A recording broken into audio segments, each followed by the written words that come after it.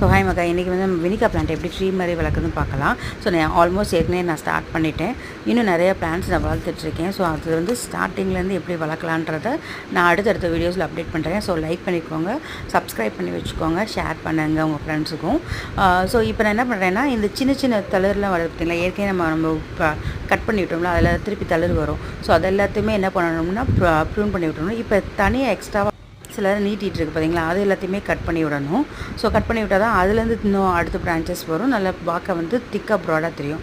So seeds வரும், collect பண்ணி வச்சுக்கோங்க. இந்த சீட் மாதிரி இருக்கிறத விட இந்த மாதிரி, அதாவது அந்த கலர் வந்து டார்க் க்ரீனாக இருந்துச்சு பார்த்தீங்களா, இது வந்து பேல் க்ரீனாக மாறணும். உள்ளே இருக்க சீட்ஸ் வந்து நம்மளுக்கு தெரியணும், பிளாக் கலரில் நம்மளுக்கு தெரியணும். அப்படி இருக்க சீட்ஸு நல்ல மெச்சூர்ட் ஆகிடுச்சின்னு அர்த்தம். ஸோ நீங்கள் அந்த சீடை போட்டிங்கன்னா உடனே நல்லா வளரும். ஸோ அதே மாதிரி இது சின்ன பிளான்ட்டும் வளர்ந்துட்டுருக்கு. ஸோ அதுக்கு ஒரு ஸ்டிக் போட்டு சப்போர்ட் பண்ணியிருக்கேன்.